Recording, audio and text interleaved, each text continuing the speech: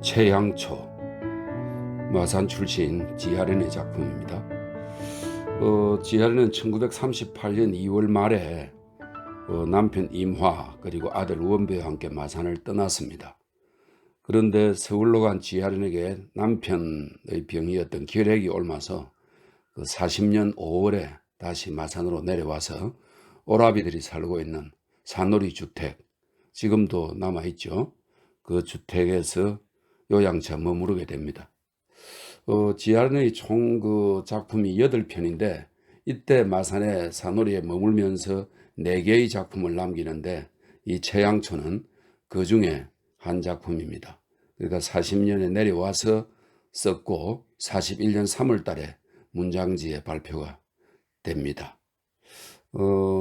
사소설이라고 자기 개인의 삶을 테마로 한 소설이고 또 무대가 산놀이라서 마산 사람들에게는 상당히 귀에 익은 그런 지명들이 나옵니다. 최근에 이 지하련이 성호초등학교를 졸업했다고 하는 그 학적부가 공개되기도 했죠. 최양초의 의미는 고향에 머무르면서 쓴 글, 이렇게 해석할 수 있을 것 같습니다. 최양초, 지하련. 사미가 친가에 갈 때면 심지어 이웃 사람들까지 더할 수 없이 반가이 맞아주었다. 물론 여기엔 아직 어머니가 살아계시는 외딸이란 것도 있을지 모르고 또 그의 시집이 그리 초라하지 않다는 이유도 있겠지만 아무튼 이러한 대우가 그의 모든 어렸을 적 기억과 더불어 고향에 대한 따사로움을 언제까지나 그에게서 가시지 않게 하는 것인지도 몰랐다. 그랬는데 이번엔 어머니를 비롯해서 어린 조카들까지 아주머니하고는 그냥 말이 없을 정도다. 이럴 때마다 사미는 거의 무의식적으로 그 홀쭉해진 뺨이나 턱에 손을 가져가지 않으면 빠지지 하고 진땀이 솟는 이마를 쓰담고 애매한 웃음을 지어보거나 또 공연히 무색해 하는 것이 버릇처럼 되었다. 이래서 그가 친가로 온 후 수일 동안은 그를 너무 앓는 사람으로 극진히 해주는 고마운 마음들이 되려 그를 중병자로 만든 셈이다. 이게 웬일이냐 글쎄 하고는 미리 울음을 참는 신용으로 손을 잡는 숙모들이라든가 그 젊은 애들이 무슨 병이람 하고 연상 한약을 권하는 숙부들이라든가 이 밖에 연일 문병차로 떠나드는 친척 지지들 또 조석으로 곁에 와서 울멍울멍 간호하려드는 어머니의 얼굴 이러한 것에 사미는 급한 지침바 되어 사흘째 되는 날 아침 끝내 산놀이로 옮기게 했던 것이다. 어머니께는 결코 이처럼 중병이 아니라는 것, 너무 앓는 사람 대접하는 것이 되려 나쁘다는 것, 산놀이는 조용해서 거처하기 가장 적당하다는 이러한 것을 말씀드린 후 곧 산놀이 오라버니께 의논하려 했던 것인데 오라버니께서는 사미가 말하기 전 자기가 먼저 권하려 했다고 하면서 대단히 기뻐하였다. 산놀이에 있는 오라버지는 사미가 어렸을 적 유난히 따르던 오라버지일 뿐 아니라 형제들 중 제일 몸이 약한 분인데다가 한때 불행한 일로 해서 등을 상우고 그래서 지금은 이렇게 시가지와 떨어진 산 밑에서 나무와 짐승들을 기르고 나를 보내는 셈이다. 이러고 보니 어쩐지 이 오라버니에 대해서는 상구도 거의 감상벽이 가시지를 않고 그 어딘지 차고 잠잠한 것 같은 생활 표정이 이상하게 그의 마음에 언짢음을 가져다 줄 뿐 아니라 그 언짢은 마음은 또한 어렸을 적 그가 따르던 것과는 달리 별다른 의미의 관심을 가지게 해서 이래서 이제는 그의 다정한 고향 바다와 산과 들을 생각할 때마다 먼저 나무와 꽃이 우거지고 양과 도야지와 닭들이 살고 있는 양지 바른 산놀이 그 축사와 같은 작은 집에 살고 있는 얼굴 흰 오라버지를 잊을 수는 없게 되었다. 아무튼 그의 마음이 이러했기에 그랬는지 그가 이리로 옮겨왔을 때 오라버니뿐 아니라 올케까지도 그를 즐겁게 할 것이면 무엇이든지 하려고 하였다. 가던 날로 도배를 말짱히 했고 뜰에 놓인 나무 토막이라든가 철사 나부랭이도 죄다 치이게 하고 또 사미를 위해서 광선이 떠나듬이 가장 알맞고 바다가 잘 보이고 하는 이러한 좋은 조건을 가진 방을 그에게 주었었다. 처음 이 방에서 사미는 정말 즐거웠다.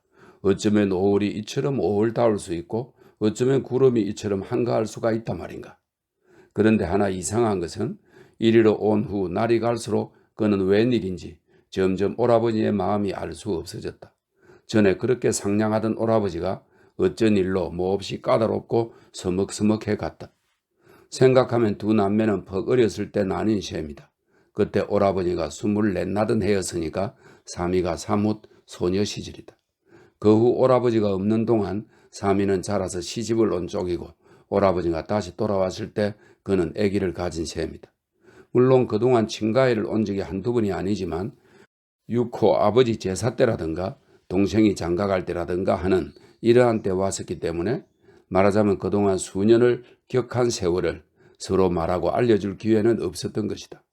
그래서 보지 못한 그 동안의 오라버니와 누이가 서로 알려지는 형태가 이러한 것인지도, 특히 두 사람에게 있어서는 이렇게 까다롭게 나타나는 것인지도 모르나 아무튼 사미로 앉아 생각하면 몹시 유감되고 섭섭할 일이었다. 오라버지는 지금도 어렸을 때 오라버니여서 좋았기 때문이다.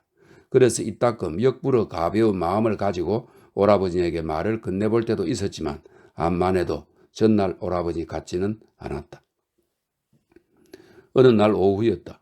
사미는 뒷곁 청청대를 올라 축사회를 들러서 멋모르고 도야지 물 주는 바가지를 들었다가 벼랑간 꽥꽥 소리를 치며 덤벼드는 돼지들에게 혼을 떼우고 쫓겨 내려오니까 오라버니가 온실 옆에서 배추잎 같은 선인장을 모래판에 심고 있다가 너 돼지한테 혼난 게로구나 하고 여전 모래판을 본 채 말을 했다. 사미는 겁을 먹은 그대로 오라버니 그 왜 그래요? 왜 돼지가 나보고 야단이래요? 하고 물었다. 그랬더니 돼진 본데 하이칼라를 보면 그렇게 덤비는 거란다 하고는 역시 모래판을 본 채 말을 했다.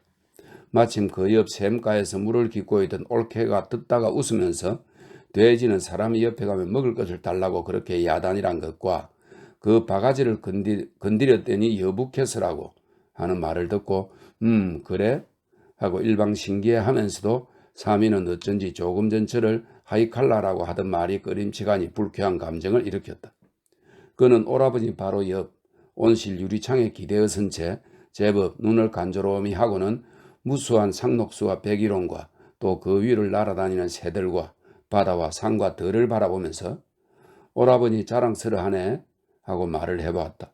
뭘로? 이렇게 사는 걸로요. 그런 걸까? 내 보니까 그렇대요. 괜히 남의 해도 될 걸 선수하고 흘 땐 지나치게 열중해 배고. 그게 자랑이란 말이지? 그러면요. 오라버지는 모래판으로부터 손을 떼고 사미를 보았다. 사미는 전부터 곧잘 말을 하다가도 남이 저를 바라보면 괜히 귀가 먹먹한 것이 무슨 말을 하는 것인지 죄다 잊어버리기가 십상이었다. 이래서 그는 모르는 곁에 얼굴을 돌리고 머뭇거렸으나 그러나 또 한편 속으로 이제는 나도 나이를 먹을 만치 먹은 어른이라는 생각이 용기를 주기도 해서 자기가 하는 일에 열중한다는 것은 남의 간섭이나 침범을 거절하는 것이고 또 이것이 생활 태도라면 거기엔 반드시 어떤 긍지가 있을 것 같아서요. 하고는 무슨 연설이나 하듯 딱딱한 태도로 된둥만둥 말을 했다. 그랬더니 오라버지는 웬일인지 제법 소리를 내고 웃었다. 이래서 사미는 제가 한 말이 오라버니의 웃음거리가 되었다는 불쾌감보다도 오히려 제가 한 말이 오라버니가 평소에 자긍하던 그 무엇의 급소를 찌른 것이라고, 즉 방금 오라버지가 웃은 것은 말하자면 뭐라고 할 말이 없어 웃은 것이라든지 또 저를 보고 하이칼라라고 하던 그 태도라든지가 새삼스럽게 비위를 상해 주었다. 그래서 그건 일종의 태라는 거예요. 오라버니든 누구든 아무리 훌륭한 분이라도 그 생활에서 태를 부리기 시작하면 보는 사람이 얼굴을 찡기는 법이에요. 하고는 발칵했다. 그래, 너가 말하는 그 태라는 게 나도 싫어서 이렇게 일을 하는데도 말썽이니 그럼 어떻게 해야 한담? 오라버지는 혼자 말처럼 중얼거리며 여전 일을 계속했다. 그것도 별게 아니거든요. 불쾌하다니까요. 하고 사미도 여전 대거리를 했다. 그랬더니 이번엔 사뭇 호떡에서 한참 누이를 보고 있었다. 그러더니 그반 싱거우리만치 쉽사리 그래 맞았다 네 말이 하고 말하는 것이었다. 사미는 제가 꺼내 말이면서도 오라버니가 정말 불쾌한 생활을 한다고는 어느 모로 보든지 위선 제 마음이 허락하기 어려운 일이었다. 그래서 왜요 하고는 아니라는 말이 나오기를 바라는 것처럼 오라버니를 보았다. 그러나 오라버니는 다시 모래판으로 손을 가져가며 나는 너가 보는 것처럼 내 생활에 자랑을 느낄 수도 없고 또 태일군처럼 내 생활을 완전히 무시할 수도 없기 때문이다. 물론 사미는 지금 오라버지가 말하는 태일군이 누구인지, 왜 이 사람이 오라버지 생활을 무시하는 것인지 알 수가 없었다. 이것을 오라버지도 알았던지 태일군, 내가 요즘 아는 사람 중에서는 제일 똑똑한 친구지 하고 혼잣말처럼 말을 했다. 사미가 처음 말을 시작하기는 오라버니의 이러한 생활 태도에 오히려 존경이 가는 것을 전제로 한 후 이를테면 저를 하이칼라라고 한 오라버니에게 저도 한번 성미를 부려보자는 심산에 불쾌했던 것이다. 그러나 이 외에도 오라버니의 말이 그에게 뜻하지 않은 쓸쓸한 정을 가져다 주어서 한동안 말을 잃고 그대로 서 있으려니까 태일군 같은 사람은 너하고는 다르지만 아무튼 나를 거짓으로 산다고 한다.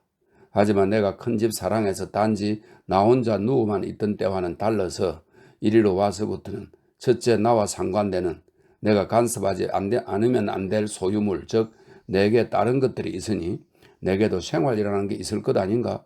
그래서 이 나의 살림의 모습이 이제 너에게 태라는 것으로 느껴진 모양인데 이러한 태, 즉 자세라는 것이 보는 사람에게 불쾌를 줄 정도라면 아무튼 나로서는 너가 말하는 그대로를 듣고 있을 수밖에 어디 다른 도리가 있니? 오라비는 이것도 저것도 아닌 무심한 얼굴로 사미를 보았다. 그러고는 다시 내가 태일군 말을 옳게 여기는 것은 첫째, 내게 아이가 없고 또 흙에 소문이 없고 인간이 있지를 않으니까. 말하자면 이건 생활이라기보다도 단지 내가 살아있다는 것뿐이겠는데 본시 이러한 곳엔 아까 너가 말한 그런 자랑이란 건 있지 않을 게고 또 자랑이 없는 사람이란 흔히 마음이 헛불 수가 있어서 가령 뭘 헛부게 생각하면서도 죽지 못해 알른격으로 그런 태를 부리고 산다는 건 그리 유쾌한 일이 못 될 거니까 결국 너가 한 말이 꼭 맞았지 뭐냐? 하고 말을 마친 후 오라버지는 모래판을 들고 일어섰다. 온실 안으로 들어가려는 오라비를 발견하자 사미는 당황히 아기를 가지면은요? 하고 말을 건넸다. 거기엔 사람에 의한 사람의 생활이 하나 시작될 수 있기 때문에 사람에겐 그러한 길도 있을 테니 말이다. 오라버지는 곧 온실 안으로 들어갔다. 그 후 4, 5일 동안 사미는 오라버지와 이야기할 기회를 갖지 못하였다. 사미가 식후 모종밭에 서 있을 때라든지 또 종일 방에 누워 있을 때라든지 이러한 때에 오라버니가 사미의 거취를 모를 리 없을 것인데도 오라버지는 대체로 무심하였다. 기껏해서 열이 있니? 라든가 거기서 뭘 하니?가 고작이었다. 물론 사미도 이러한 물음으로 해서 쉬이 이야기가 이루어질 수 없으리만치 차차 오라버니에게 무심하리 하였지만 그러나 마음속으로는 오라버지의 일거일동을 놓치지 않고 바라보았다기보다도 점점 이상한 흥미를 가지게까지 되었다. 볼라치면 오라버지는 종일 일을 하는 때도 있었다. 진흙이 말라서 다시 먼지가 되어 누런 빛깔을 한층 더 짙게 한 염천에서는 보기만 하여도 숨이 막힐 것 같은 노동복을 입고는 김매고 모종하고 또 식물을 분으로 옮기고 순 자르고 돼지, 물, 닭의 모이까지 챙긴 후 물통을 들고 온실 식물에 물을 줄 때면 그반 하루에가 다 가는 때이다. 이렇게 일을 몹시 하는 날이면 오라버지는 더욱 말이 적었다. 쉴 새 없이 손등으로 떨어지는 땀을 수건으로 한번 씻는 법도 없고 애를 써 그늘을 찾으려고도 않았다. 또 이러한 때는 사미가 일찍이 보지 못했던 이마 복판에 일자로 내리뻗은 어대난 혈맥이 서 있어 이것이 무서운 인내나 아집을 말할 때처럼 일종 이상하게 섬뜩한 인상까지 주었다. 사미가 이상한 저기를 느끼고 제 방으로 돌아오던 때가 흔히 이러한 때이기도 하지만 아무튼 이러한 때의 오라버니는 어딘지 횡폭한 데가 있었다. 이상한 자기 주장이 반드시 남을 해치거나 남을 간섭하는 것이었다. 어느 날 사미는 흔히 하는 버릇으로 저녁을 마치자 곧 모기를 내어 쫓고는 얼른 철망을 친 창문을 닫았다. 그러고는 팔을 베인 채 그냥 누워 있었다. 그랬는데 뭘 하니? 하고 의외의 오라버지가 문을 열었다. 사미는 이날 낮부터 또 하나 이상한 감정을 오라버니에게 가지고 있었을 뿐 아니라 전에라도 이렇게 자리에 든 후 오라버니가 온 적은 통이 없었기에 그는 좀 당황해서 일어났다. 사미가 일어나는 것을 보자 오라버니는 누웠었구나 하고는 별로 말도 없이 그냥 가버렸다. 이내 오라버니 방에서는 낯선 음성의 이야기 소리가 들려오고 오라버니의 낮은 웃음소리도 들려오고 하였다. 사미는 다시 자리에 누우며 손님이 온 모양인데 무슨 일로 왔을까 하고 생각해 보면서도 한편 머릿속에는 문득 낮의 일이 떠올랐다. 이날도 오라버지는 종일 일을 하였다. 일이 금방 끝날 무렵 오라버지는 사무실 옆에 의자를 놓고 앉아서 담배를 피우고 있었다. 몹시 파란 얼굴을 하고는 전신에 맥이 확 풀렸을 때처럼 아무 표정 없는 얼굴인데 일찍이 사미가 잘 보지 못하던 얼굴의 하나였다. 이때 웬 청년 둘이 젊은 여자들을 데리고 맞은편 백일홍 나무께서 머뭇하며 이리로 왔다. 사미는 그 중에 한 청년이 그년에 죽은 동무의 동생이요 이 시가지에서 제일 큰 지주의 아들인 것을 곧 알았다. 그리고 젊은 여자들도 여염집 여자들인 것을 곧 알았을 뿐 아니라 또 그는 속으로 저 여자 저 사람의 부인인 게고 또 저 여자는 고대 혼인한 사촌인 거고 일갓집 동생일 게고 저 흰 저고리 입은 여자는 그 여자의 동생일 게고 그리고 저 남자는 새신랑인 게다 하고 객적은 생각을 해보고 있는데 그러자 오라버니도 담배를 문 채 별로 이렇다 할 아무것도 없이 그저 인사를 받았다. 그런데 이 청년이 왜 그리도 못나게 수줍어하는 것인지 오기는 무슨 화초를 사러 온 모양인데 무엇을 사러 왔다는 말도 잘 못할 정도로 주변이 없었다. 오라버지는 한참 동안 멀거니 앉아서 흡사 청년의 거동에 미기 실소라도 할 듯한 얼굴이더니 또 무슨 마음에서인지 그 몹시 상냥한 얼굴을 하고 일어서는 것이었다. 그러고는 연상 무슨 설명을 하고 또 함께 온실 안으로 들어가고 하였다. 얼마 후에 청년은 분에 심은 화초를 꽤 여러 개 산 모양인데 어째 그것을 또 손수 들고라도 가겠다는 것인지 오라버니가 뭘 굳이 만류를 했고 그러고는 또 오라는 말 고맙다는 인사까지 하는 것이었다. 오라버지는 일찍이 어떠한 훌륭한 사람이 왔을 때도 이러한 전례가 없었다. 오라버지가 다시 의자에 와 앉았을 때는 역시 아까와 같은 지친 표정으로 돌아갔으나 어쩐지 사미 눈에는 그것이 우스운 피에로의 모습 같았다기보다도 한낱 음침한 인간에게서 받는 일종의 흉물스러운 인상을 어찌할 수가 없었다. 오라버지는 자기가 완전히 주장될 때 비로소 양보하는 거다. 사미의 이러한 것은 꽤 노골적인 적의로 나타났기 때문에 그는 곧 자기 방으로 돌아오고 말았다. 사미가 이러한 생각을 되씹고 있을 동안 심부름하는 아이가 등잔에 석유를 넣어봤다. 불을 켜지 않은 것을 아이는 석유가 없는 것으로 알고 들어온 모양이었다. 그는 물론 아이가 드나드는 것을 아득히 몰랐다. 불을 켜요? 하고 물었을 때 비로소 그만두라고 한 후 무슨 마음에서인지 그는 곧 올케 방으로 건너갔다. 올케는 무슨 책인지 들고 누워 있었다. 그러나 어쩐지 그에겐 시방 올케도 책을 보고 있는 것이 아니라 그냥 뒤적이고만 있는 것처럼 생각이 되는 것을 역부러 성 공부허? 하고 물어봤다. 둘이는 한참 동안 나란히 누워 있었으나 별반 말은 없었다. 만일 이때 사미로서 말을 건넸다면 성 쓸쓸하지 않우? 하고 묻고 싶은 꽤 주책 없는 말이었을지 모르나 사미가 이런 말을 하면 올케가 몹시 불쾌히 여길 것 같아서 그는 그저 잠자코 있었다. 올케도 이러한 침묵이 거북했던지 저희 누군 줄 아루? 하고 오라버니 방에 있는 이를 가리켜 말을 했다. 이래서 사미는 그 사람이 바로 전일 오라버니가 말하던 태일이란 분인 것을 알았고 사미는 새로이 이분에 대한 궁금한 생각이 더해가는 것을 느꼈다. 그래서 그 사람 뭘 하는 사람이요? 하고 물어도 보고 또 아직 젊은 이래지? 하고 말을 건네도 보았으나 올케가 전하는 바 촌에서 이사온 부잣집 아들이라는 것 또는 학교를 나온 후 별반 하는 일이 없다는 것 보기에 예사로운 사람이 아니겠더라는 이러한 이야기로는 사미의 방금 죽순처럼 뻗어나가는 맹랑한 호기심을 만족시킬 수는 없었다. 그분 얘기 오라버니 한테서도 들었다우? 뭐라고? 분명한 사람이라고. 그러면서 이댐 오거든 한번 보라나? 사미는 말을 마치자 어쩐지 제풀의 얼굴이 붉어지려고 해서 힐끗 올케를 보았다. 다행히 올케는 별로 아무런 표정도 없이 보라고 했지만 어떻게 봐? 문구멍을 찢어보나? 하고 웃었다.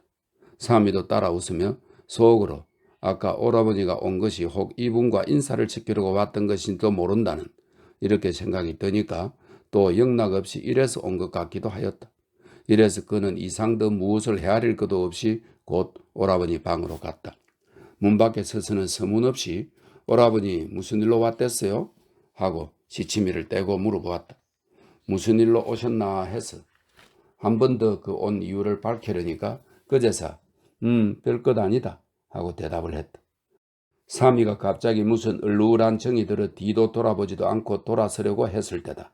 벼랑간 물이 열리며 놀다 가렴 하고 오라버니가 말을 했다. 사미가 웬일인지 더 뭐라고 말도 하기 싫어져서 일 없어요 하고는 그냥 돌아섰다.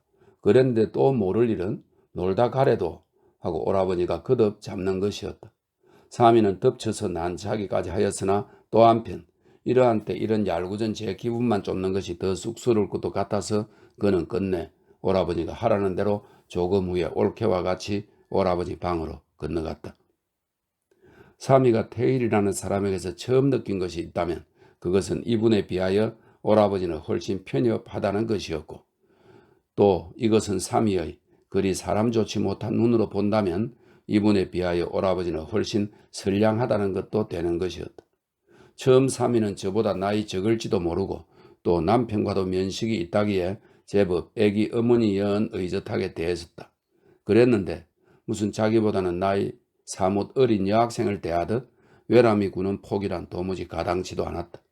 굳이 바라다 볼 빼도 말을 건넬 빼도 없이 오라버니와의 이야기를 계속하는 모양인데 이따금 오라버니보다도 훨씬 나이 들어 보였다. 조금 후에 청년은 사미에게 온 지 얼마나 되었느냐고 물었다. 그래서 사미가 잘 모르겠다고 대답을 했더니 청년은 웃었다. 오라버니와의 이야기는 다시 그 청년의 친구 되는 김군이란 사람에게로 옮겨갔다. 그 사람의 이야기가 나오자 오라버니는 당신 그 김군이란 사람과 친한 것은 난 한만 생각해봐도 모르겠습디다 하고 그반 신경질적으로 말을 가로채었다. 청년이 웃으며 왜요? 하고 도로 물으니까 어떻게 친해지냐 말이오. 아무튼 불쾌하게 된 사람인 것이 한낱 불황자거든 파렴치했으면 그뿐이지 그렇게 비굴할 건 또 뭐겠소? 하고 오라버지는 청년을 보았다. 이야기를 듣고 있던 청년은 여전 별로 이렇다 할 표정도 없이 그 비굴이란 것이 대체 어떤 것이오? 하고 물었다. 오라버지는 잠깐 피우던 담배 토막을 부빈 후 글쎄 그렇게 말하면 또 별거겠지만 아무튼 옳은 건 옳고 그런 건 그런 것 아니겠소? 하고 말을 받았다. 잠깐 침묵이 있은 후 청년은 다시 말을 이었다. 비굴한 사람보다도 사람을 비굴하게 만드는 사람들이 더 비굴할 것이요. 하고 비교적 사람이란 말에 억양을 넣어 말을 하면서 이번엔 훨씬 농조로 형이 그 사람을 몰라 그렇지 그 사람 참 좋은 사람이요. 제일 본받기 쉬운 어린애의 마음이 제일 아름답다는 그리스도의 말에 비춰본다면 그 사람 천사 같은 사람일 거요. 하고 웃었다. 오라버니도 끝내 따라 웃고 말았으나 대체로 청년 말이 마땅찮은 모양이었다. 그래서 청년도 이것을 알았던지 형이 어떤 의미로선 고인일지 모르나 그러나 형 같은 좀 이상한 고인보다는 우리 김군이 솔직하기로나 선량한 폭으로나 훨씬 우위일 것이요. 하고 여전히 웃으며 말을 하였다. 마침내 오라버니도 손을 젓고 웃으며 그만둡시다. 당신 흠구 아니요. 우리 그만둡시다. 하고 말은 하면서도 일종 불쾌한 감정을 없애지 않았다. 그러나 이번에 청년이 제법 낫고치 않은 형식으로 날 흠구란 것은 편백된 말인 것이 형이 이군을 좋은 사람이라고 하기나 내가 김군과 친하기나 일반인 것 아니겠소? 하고 오라버니를 건너다 보았다. 이군이 바로 오늘 꽃을 사간 청년인 것을 사미는 곧 알았다. 오라버니가 약간 후똑해서 내가 이군을 좋은 사람이라고 하는 건 말이지? 하고 말을 했을 때 이군이 못났기 때문이요? 하고 청년이 물었다. 청년은 이마가 더 높은 꽤 이쁜 얼굴을 한 사람이라고 사미는 생각했다. 웃지 않으면 꽤 엄숙한 얼굴이면서도 웃으면 퍽 순결해 보이는 것이 그 반 얼굴의 특징이었다.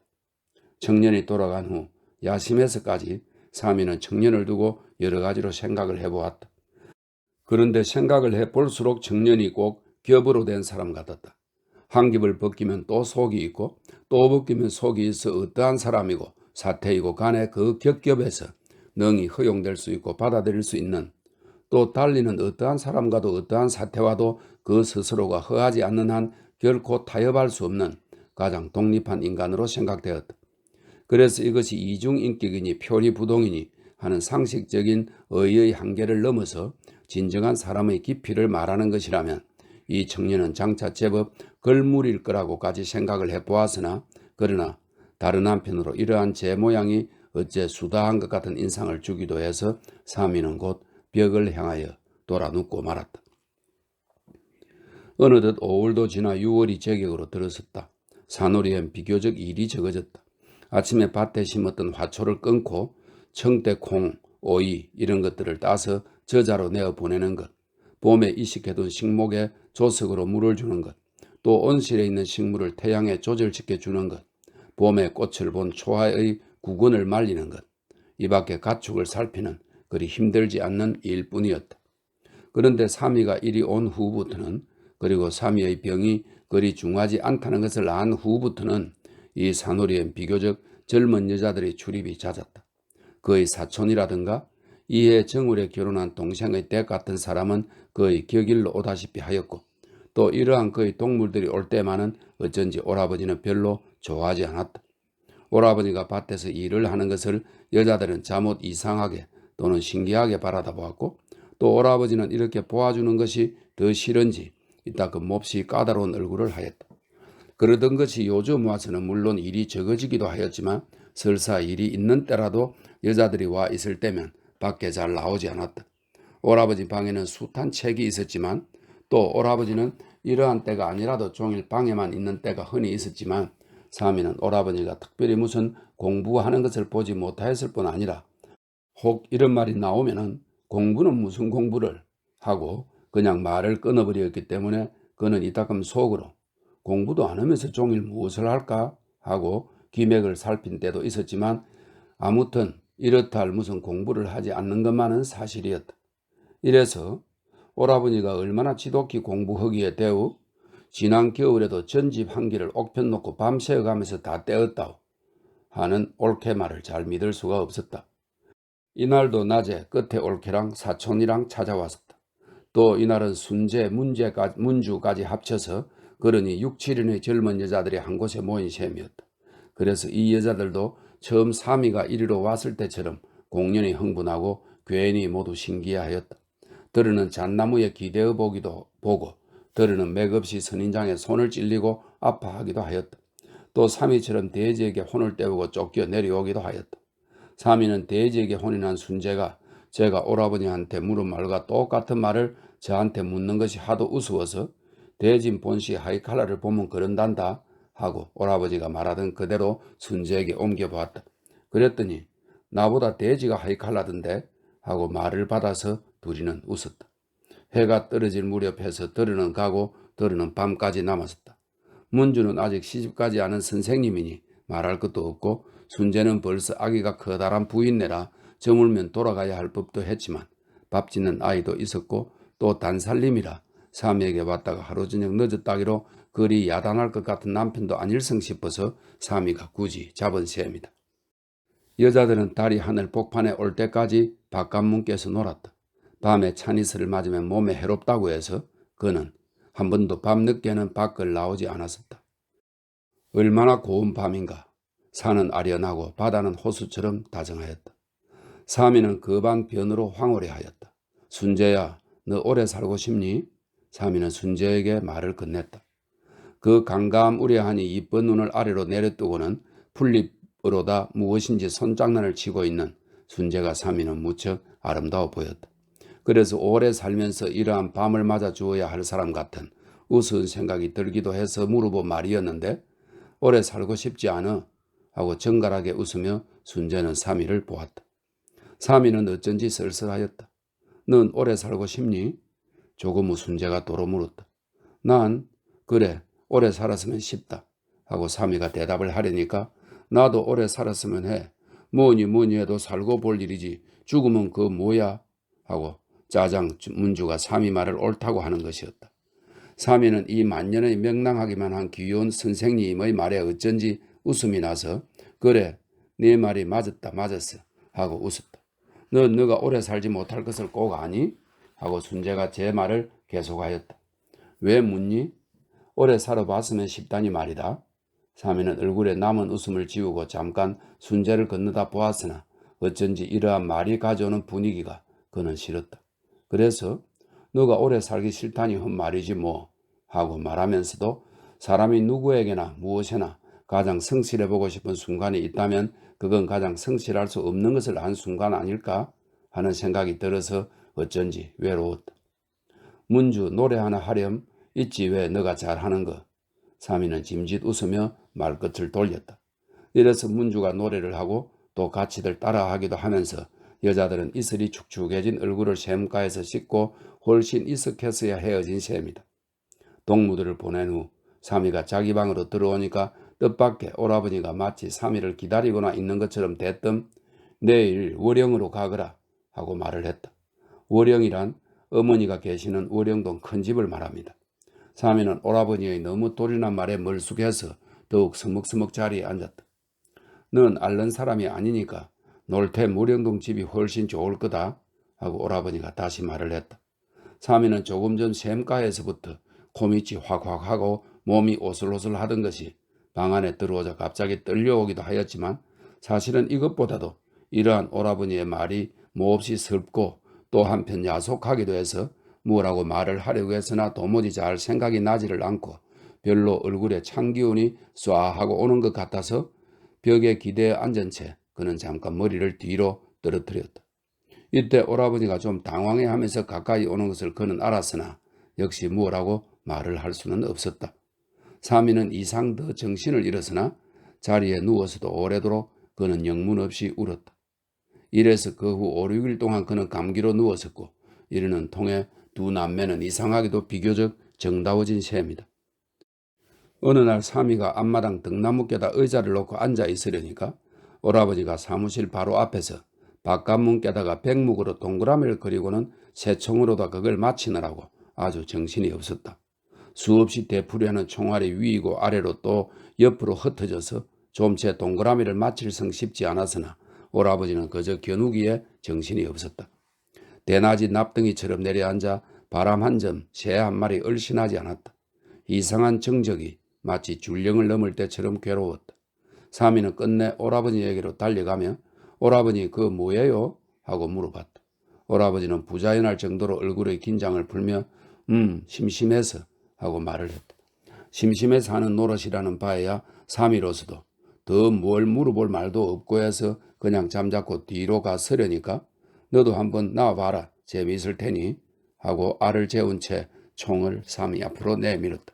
사미는 얼결에 총을 받으면서도 오라버니의 기색을 살폈으나 역시 이날도 전에 달리 몹시 단순한 그저 유쾌한 얼굴이었길래 사미도 지극 가벼운 마음으로 오라버니가 시키는 대로 겨냥을 조심해서 쇠를 다렸다. 이 모양으로 몇 번을 거듭했으나 물론 마치질 리가 없었다. 나중에는 의자를 가져다 놓고 그 위에다 총질을 걸친 후 놔봤다. 그랬더니 훨씬 힘이 들지 않았다. 그랬는데 참 희한한 일은 어쩐 일로 그 동그라미를 사미가 맞힌 것이다.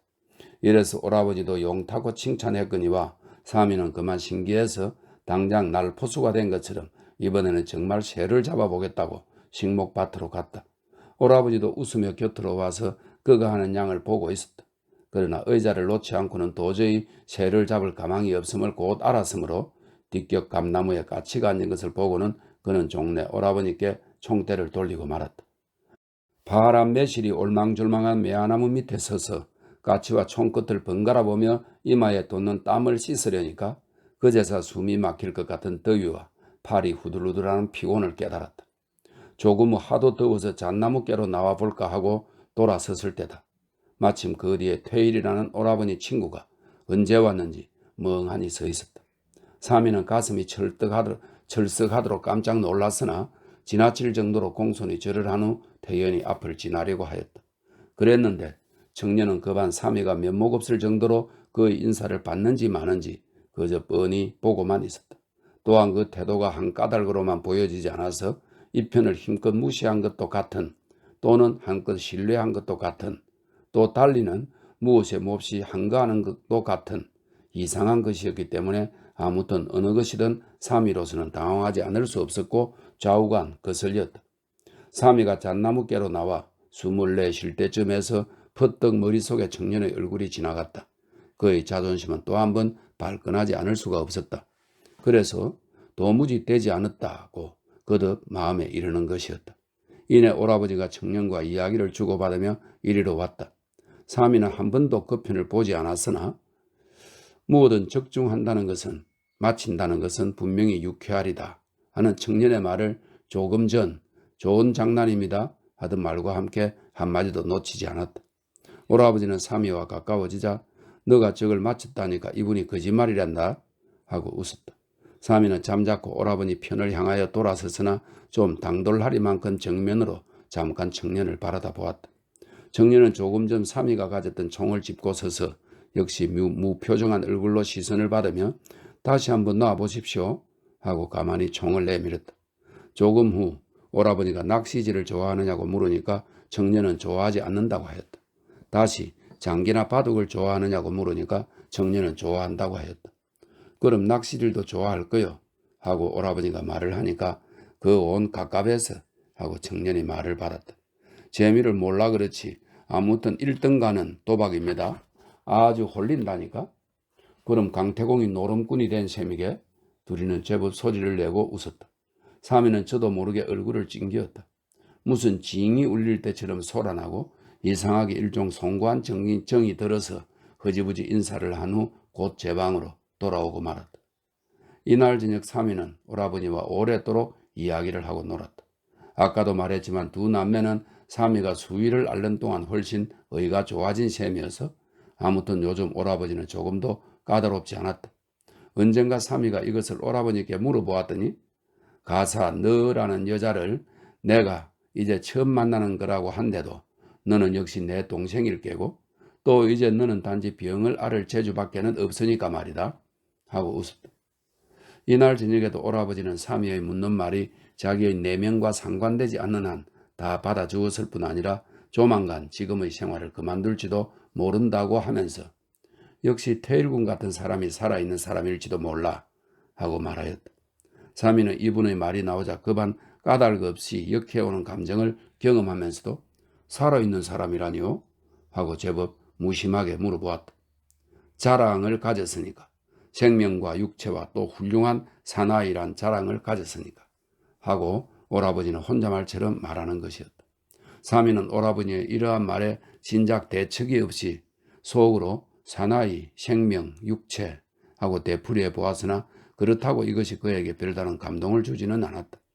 오라버니는 다시 그는 저와 상관되는 일체의 것을 자기 의지 아래 두고 싶은 야심을 가졌으면서도 그것을 위해 조금도 비열하지 않고 아무 것과도 배타하지 않는 이를테면 풍족한 성격일 뿐 아니라 이러한 성격이란 본시 남성의 세계이니까 하고 말하면서 그러기에 이러한 사나이의 세계란 가령 어떠한 사정이나 환경에서 패하는 경우라도 결코 비참한 형태는 아닐 거다 하였다.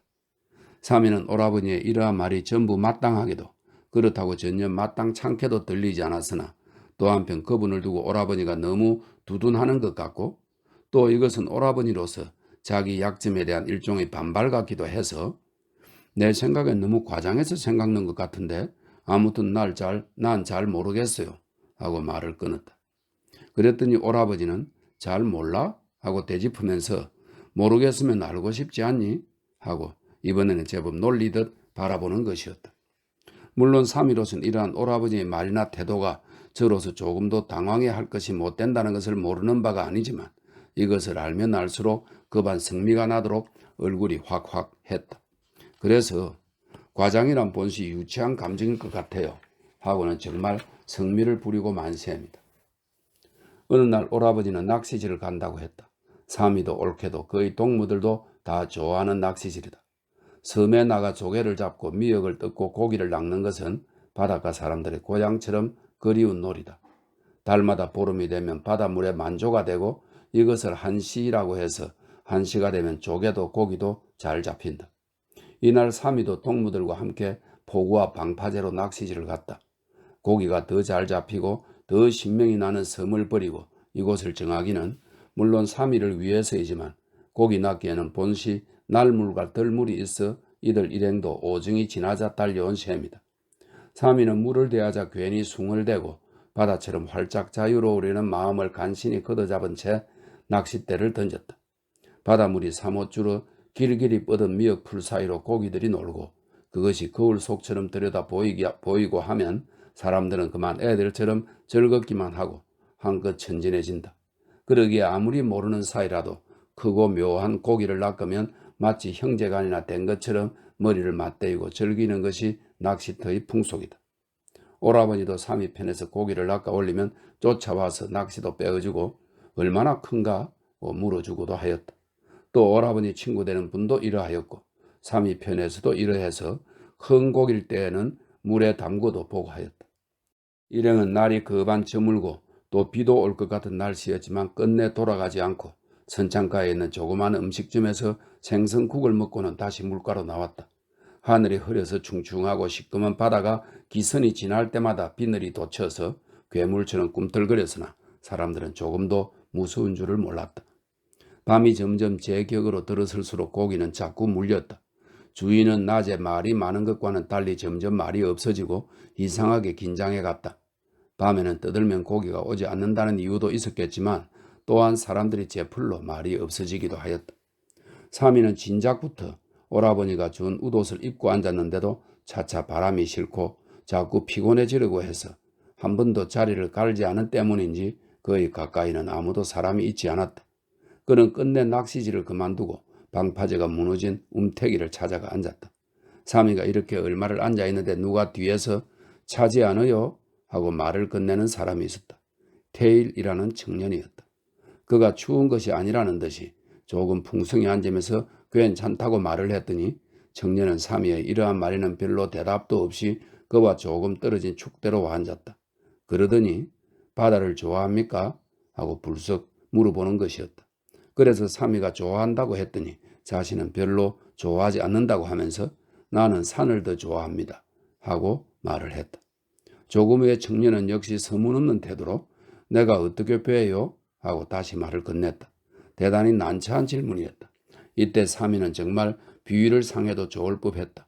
그러나 그는 웬일인지 제법 친숙한 사람에게 말하듯 약간 농조로 좋은 분이라고 생각합니다 하고 대답했다. 그랬더니 청년은 그저 멍뚱이 앉은 채 가만히 웃을 뿐이었다. 얼마 후에 청년은 다시 생각난 듯이 날 어떻게 보십니까? 하고 굳이 물었다. 이리 되면 난처한 일인 게 아니라 세상에 염치 없고 무리한 질문도 분수가 있다. 삼이는 무어가 노엽다기보다도 어쩐지 웃음이 나려고 해서 그러니까 반장남 삼아 외인부대 갔다고 했더니 오라버니는요? 하고 다시 물었다. 삼이는 더욱 뭘 따져볼 배 없이 오라버니도요? 하고 대답했다. 그랬더니 청년은 의외로 삼이의 이러한 말을 꽤 심각하게 듣는 모양이어서 한동안 잠자코 앉아있기만 하더니 벼랑간 머리를 들며 실은 일이 올시다. 어째서 그런 생각을 했습니까? 하고 삼이를 보았다. 삼이는 웬일인지 저를 보는 청년의 시선이 거창하게 느껴졌다. 그래서 모르는 곁에 얼굴을 피하며 또 한편 이러한 곳에서 남의 사람 보고 외인 부대니 무엇니 하고는 히떡펀덕 번거롭게 구는 제 모양에 스스로 싫은 생각을 일으키며 가만히 일어섰다. 청년도 따라 일어났다. 이때 맞은편 등대의 불빛이 청년의 흰 이마에 싸늘히 쏟아졌다. 청년은 곧 바다를 향해 돌아섰다. 약간 머리를 숙인 채 언제까지나 다시 돌아서지는 않았다. 순간 삼이는 그가 몹시 훌륭해 보였다. 불현듯 한껏 보드러운 마음으로 그 돌아선 얼굴이 보고 싶어졌으나 그는 끝내 오라버니가 이섬직한 왼편 쪽 길을 걷기 시작하였다. 문득 바다가 설레고 바람이 거칠어진 것처럼 가슴에 오는 야릇한 위압을 느끼며 삼이는 역부로 소리를 내어 그만 돌아갔으면 좋겠다고 중얼거렸다. 어느 날 아침이었다. 삼이가 채 일어나기도 전에 오라버니 방에는 진작부터 태일이라는 청년이 와 있었다. 두 사람은 아침을 먹은 후 오정이 되도록 오라버니 방에서 이야기를 하고 놀았고 점심을 치른 후에도 뒷산 잔디밭에서 해가 떨어질 무렵까지 있었으나 청년도 삼이도 오라버니도 아무도 아는 척하지는 않았다. 청년이 돌아간 후 저녁을 먹은 후에도 오라버니는 이날따라 자기 방에만 있었다. 삼이는 끝내 오라버니 방에를 가보았다. 오라버니는 책상에 턱을 고이고 앉은 채 연필로다 뭘 정신없이 끈직대고 있었다. 그 낮은 모양이라든가 얼굴 표정으로 보아 시방 오라버니가 뭘 마음대로 하고 있지 않다는 것을 곧 알았다. 미닫이를 닫고 들어서면서 삼이는 한 번 더 오라버니 뭐하오? 하고 짐짓 속삭이도 물어보았다. 오라버니는 연신 하고 그저 입으로만 대답했을 뿐 통이 이리로는 정신이 없었다. 사미는 고개를 길다랗게 하고 책상 위에 있는 종이와 오라버니가 끈적이고 있는 것을 번갈아 살펴보았다. 종이 쪽은 연필로 그린 누구의 초상인 듯 해서 자세히 보니까 어느 강물을 비껴 비옥한 평야를 배경으로 아무렇게나 앉아있는 거창한 청년이 바로 테일이었다. 청년은 머리칼이 거칠고 수염이 짙어 눈이 더욱 빛나 있었다. 그러나 힘없이 거두어져 있는 얼마나 징한 조화를 이룬 큰 손인가.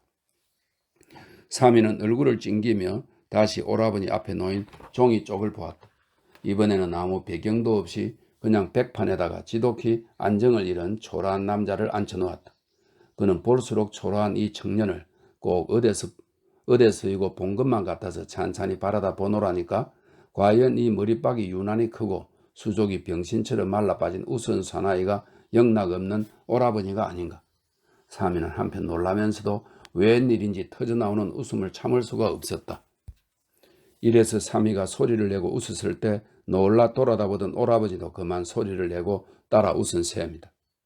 얼마를 이렇게 웃고 났는데도 오라버니 그 나 온 참 하고 사미는 자꾸 웃었다. 조금 위에 두 그림을 나란히 하여 일부러 멀찌감치 들고는 그래 어떠냐 잘 그렸지 하고 오라버니는 물었다.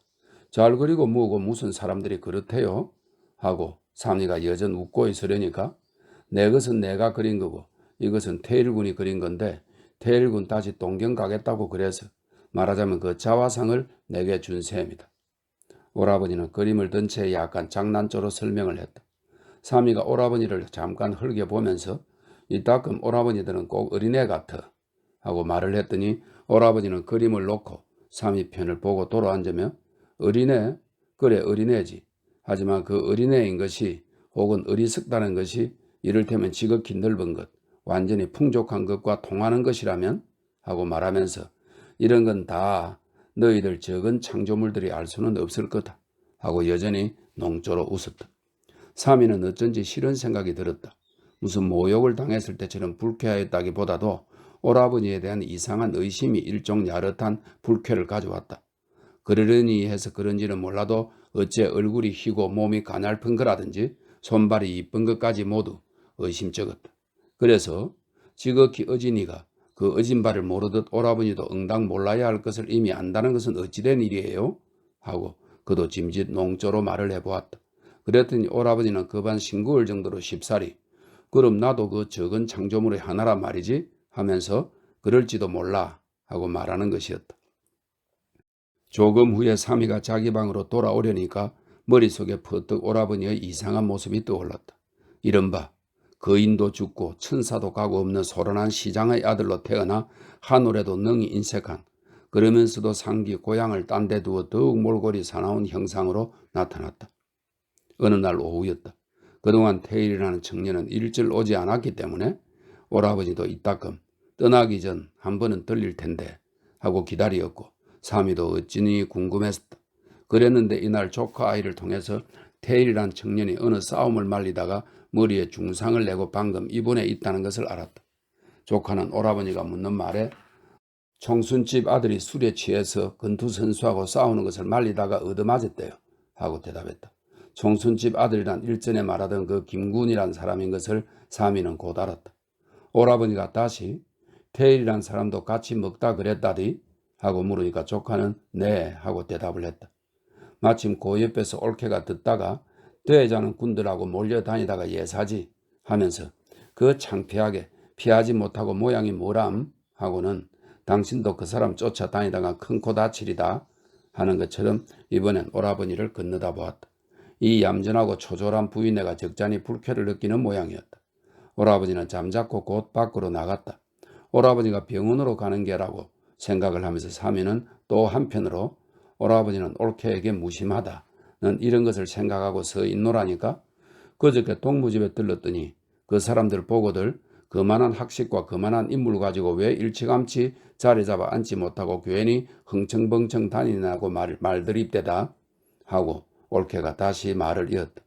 사미는 잠자코 들으면서도 어저께까지 예사로운 사람이 아니겠더라고 칭찬하던 올케 마음과 지금의 것을 어떻게 읽어봐야 하노?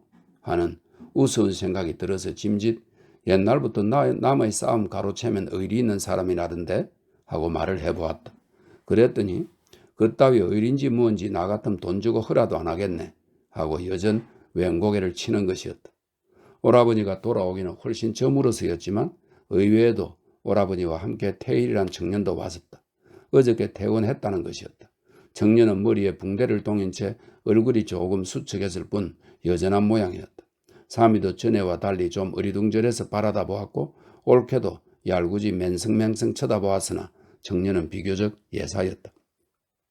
오라버니가 그 아무튼 일수 사나웠어 하고 말을 하니까 청년은 좀 어색한 웃음을 지으며 천천히 말을 시작했다.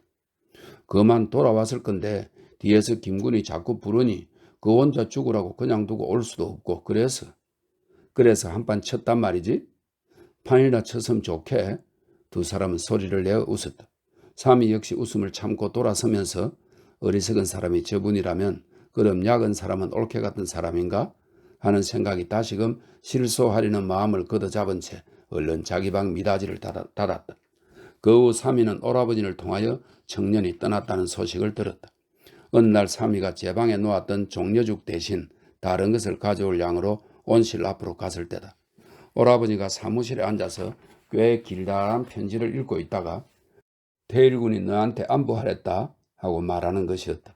삼이는 맥없이 무안을 탔다기보다도 정말 턱없이 가슴이 철썩해서 그대로 온실 안으로 들어가고 말았으나 그러나 곧 그는 이러한 죄가 도무지 떼자는 것 같은 생각이 들기도 하고 또 다른 한편 무엇보다도 역력한 것은 궁금한 생각이어서 결국 그분 뭐런데요? 하고 물어보지 않을 수가 없었다. 오라버지는 삼이의 묻는 말에 별로 싱글싱글 웃으며 그분 아직은 놀고 있지 하였다. 그럼 장차는요? 장차는 연구실로 들어가든지 그게 마땅치 않으면 사관학교를 다니겠대. 그렇게 잘 들어갈 수 있어요? 들어갈 수야 있겠지. 하지만 왜 그렇게 꼬추 묻니? 이번엔 정말 놀리듯 건너다 보는 것이었다. 사관학교는 좀 걸작인데요. 삼이는 짐짓 피식이 말하면서 되도록 무심한 낯빛을 하였다. 그랬더니 오라버지는 까닭없이 벌컥해서 너 그런 태도가 하이칼라라는 거다. 뭐든데 어떻게 그렇게 조소적이고 방관적일 수가 있니? 하고 나무라는 것이었다. 삼이는 첫째 억울하기도 하였지만 너무도 의외 꾸지람이라 한동안 말을 않고 서 있었으나 자기의 약점을 남에서 발견하고 노하는 것은 너무 부도덕하지 않은가 싶어져서 삼이야말로 노여웠다. 그래서 그는 오라버니가 뒤에서 부르는 것을 못 들은 척 곧 자기 방으로 돌아오고 말았다. 조금 후에 오라버니가 와서 노했니? 하고 묻는 것을 삼이가 별 대책을 안 하니까 너 이렇게 노하기를 잘하는 것도 하이칼라라는 거다 하고 농을 하면서 그래 내 잘못했으니 관두자 하였다. 삼이가 다시 발끈해져서 오라버니만 조소적이요 방관적일 수 있고 남은 그렇게면 못 쓴다는 거지요? 하고 말을 하니까 오라버니는 잠자코 있더니 한참에서야 그게 좋은 거면 모르지만 나쁘니 말이다. 난 내게 있는 약점을 남에게서 발견하면 아주 우울하다 하고 말하는 것이었다. 삼이는 오라버니의 심정을 잘 알 수 있는 것 같았다. 그래서 어쩐지 마음이 언짢았다. 역시 오라버니는 몰골이 사나웠다. 그러나 그는 이렇게 방황하는 오라버니의 모습에 오히려 동정이 가는 것을 어찌할 수 없었다. 7월 접어들면서부터 조석으로 서늘한 기운이 돌기 시작한 것이 요즘은 제법 나무잎이 바스락거렸다. 삼이는 진작부터 가을이 오면 돌아갈 것을 생각하고 있은 때문이기도 하지만 아무튼 그는 날로 아이가 보고 싶고 집이 그리웠다. 이따금 아침에 일찍 일어나 얼굴을 정갈히 씻고는 크림을 바르고 연지도 찍어보고 하였다. 생각하면 어머니가 있고 오라버니가 있고 그가 자라난 하늘과 바다와 산과 들이 저와 함께 있는데도 삼이는 대체 무엇을 그려 어느 고향을 따르려는 것인지 알 수가 없었다. 어느 날 삼이가 샘물가에 그저 망연히 앉아 있으려니까 오라버지가 옆으로 오면서 너 언제 가니? 하고 물었다. 쉬 가거라. 왜요? 이제 가을이 왔으니 가야지. 두 남매는 웃었다. 삼이는 끝내 추석 전에 떠나기로 하였다. 마중을 가도 좋다고 하는 남편의 호의를 가서 만나면 더 반가울 거라고 그만두게 한 후 그 대신 삼포령까지 오라버니가 배웅해 주기로 하였다. 떠나기 전 며칠 동안을 어머니가 계시는 월영동 집에 와 있었기 때문에 이날은 가족을 한데 모은 단락한 오찬이 있은 후 삼이는 오후 4시 차로 고향을 떠났다. 차가 서면을 지나 진포를 잡아들 때까지 두 남매는 별로 말이 없었다. 이때 마침 오라버니와 삼이가 앉아있는 맞은편에 젊은 여자 한 사람과 한 60 남짓해 보이는 노인 한 사람이 와서 앉았다. 두 사람은 무슨 송사회를 갔다 오는 것인지 앉기가 바쁘게 젊은 여자가 노인을 몰아세웠다. 그 말하는 거치로 보아서 분명히 여자는 노인의 딸인 모양인데 아무리 보아도 딸치고는 참 기가 차게 망난이었다. 그리 축구 노릇하면 사랑감만 못 가시지 그렇지 우찌한다고 오늘도 돈을 못 받았노? 그렇게 말이다. 참 무슨 놈의 세상도 있제. 와 세상이 무섭노 인혁이 축구지 하고 딸이 고를 내어도 노인은 그저 그렇게 말이다 라고만 하였다. 사미는 속으로 이 노인이 그렇게 말이다 라는 말밖에는 할 줄 모르는 게 아닌가 하면서 보고 있으려니까 과연 딸은 똑똑하게 생겼다. 그 얼굴하고 옷 입은 맵시랑 아주 조약돌처럼 달아서 반드럽게 한량이 없었다. 저렇게 똑똑하게 되자면 그 마음이 얼마나 해침을 입었을까 하고 생각을 하니 어쩐지 그 일거일동 그 말하는 내용까지가 모두 폐해받은 상처 같기도 해서 그는 모르는 결에 얼굴을 숙였다. 노인은 다음 역에서 어서 오락한께 하고 주정지를 치는 딸의 뒤를 따라 내려갔다. 두 남매는 뭐라고 말을 건네려고 했으나 여전 잠자코 있었다. 어느덧 어둠이 짙어왔다. 마침 차가 지나는 서쪽으로 멀리 낙동강이 흐르고 있었다. 강물이라기에는 너무 망망한 물결이었다. 너 강물을 좋아하니?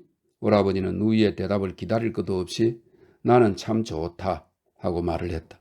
강물은 점점 가까이 와 드디어 안전에서 넘실거렸다. 강물은 징하고 끔찍했다. 그러나 질펀한 평야를 뚫고 잠잠히 흐르는 강물은 또한 얼마나 장한 풍족한 모습인가. 두 남매는 차가 산부령을 지날 때까지 아득히 멀어지는 강물을 보고 있었다.